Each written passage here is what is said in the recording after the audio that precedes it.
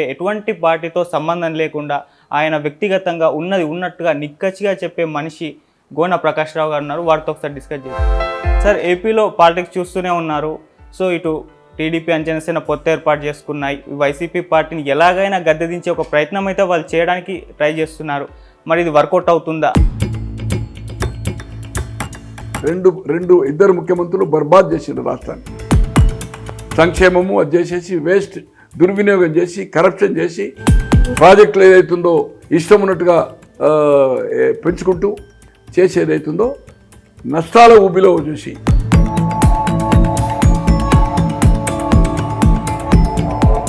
అసలు TDP Janasena party అనేది పొత్తు పెట్టుకోవడాన్ని మీరు ఏ విధంగా చూస్తారు సార్? దీనిపై మీ ఒపీనియన్?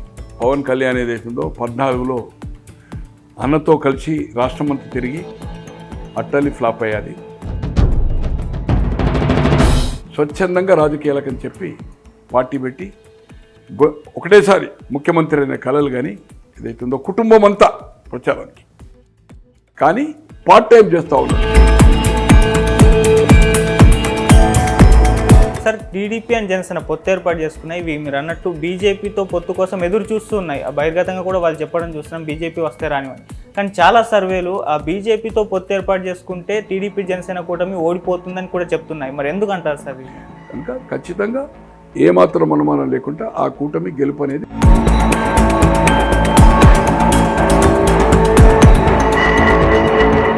ఒకవేళ ఇది గెలిస్తే చంద్రబాబు గారు చీఫ్ మినిస్టర్ అవుతారు. దీంట్లో ఎటువంటి సందేహం అయితే లేదు. డిప్యూటీ సీఎంగా పవన్ కళ్యాణ్ గారు అని చెప్పేసి మీరు ఒక అంటే అయ్యే ఛాన్స్ 100% డిప్యూటీ సీఎం. కానీ పవన్ కళ్యాణ్ గారు చాలా సందర్భాల్లో ఈ చీఫ్ మినిస్టర్ అభ్యర్థి ఎవరు మేము ఉంది కనుక మనకు స్ట్రెంత్ లేనప్పుడు ఓట్లు లేనప్పుడు ఆయనే చెప్పాడు కదా, ప్రశ్నలు వేశాడు కదా కార్యకర్తల మీటింగ్లో. 30 సీట్లు 170 చేసినప్పుడు ఆయన సీఎం ఎట్లయితాడు? చంద్రబాబు గారే ముఖ్యమంత్రి. ఆరోగ్య రీత్యా ఏదన్నా జరిగినప్పుడు ఇవాళ టేక్ ఓవర్ ఎవరికి ఇస్తారు ఛాన్స్? It is Lokesh. దాని అనుమానం లేదు. లోకేష్ నవ్ ఈజ్ పాత లోకేష్ గారు కాదు. చాలా మార్పు. నేను అతన్ని కలిశాను, ఢిల్లీలో మాట్లాడాడు. ఇప్పుడున్న ప్రభుత్వంలో ఎవరైతే లోసుకులు చేసినో వాళ్ళని ఎవరిని వదిలించారు.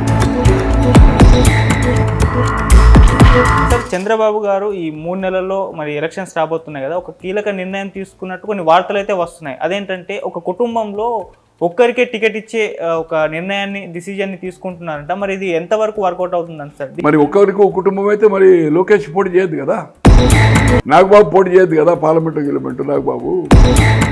సార్, ఇక వైసీపీ పార్టీ గురించి కొంత మాట్లాడుకోవాల్సి వస్తే అసలు వైసీపీ పార్టీలో ఏం జరుగుతుంది సార్? నువ్వు హైకోర్టు పెట్టి రాద్దానంటావు, ఎక్కడో సౌత్ ఆఫ్రికాలో ఎక్కడో అంటాడు. ఇది సౌత్ ఆఫ్రికా పరిపాలన, ఇది ఇండియానా భారతదేశమా? అంటే నీ ఒక్కనికే తెలివి ఉంది కానీ వాళ్ళందరికీ తెలివి లేదా ఇప్పుడు అయినా చీఫ్ మినిస్టర్స్కు? అంటే సార్, జగన్మోహన్ రెడ్డి గారికి కాంగ్రెస్ పార్టీతోటే కాకుండా షర్మిల గారితో కూడా ఒక ముప్పు ఉంది అని జగనన్న విడిచిన బాణం అనేది. అటువంటి చెల్లి నీ సతీమణి కోసము చెల్లిని దూరం చేసుకున్నావు, తల్లిని దూరం చేసినావు, ఆమెను రాజీనామా తీసుకున్నావు. అవసరమైందా? గౌరవ అధ్యక్షురాలు కదా. సో ఇవన్నీ ఏదైతుందో ప్రజల్లో నాటుకుపోయింది. ఆమె క్యాంపెయిన్ వెళ్ళిన తర్వాత ఆమె ర్యాష్ బాబాయ్ హత్య ఏం చేసిండు? ఆయన వచ్చి ఏం సాల్వ్ చేసిండు? ఇన్ఛార్జ్ల మార్పులు చూస్తున్నాం, ఎమ్మెల్యేలు ఎమ్మెల్సీలు రిజైన్ చేసేసి వేరే పార్టీలోకి వెళ్ళడం చూస్తున్నాం. 30 కోట్లు 40 కోట్లు పెట్టుకోవాలి. ఇది ఎక్కడ దాన్ని ఉన్నోడు అంటాడు నాకు టికెట్ ఇవ్వకపోతే నేను ఏమనుకుంటున్నాడు.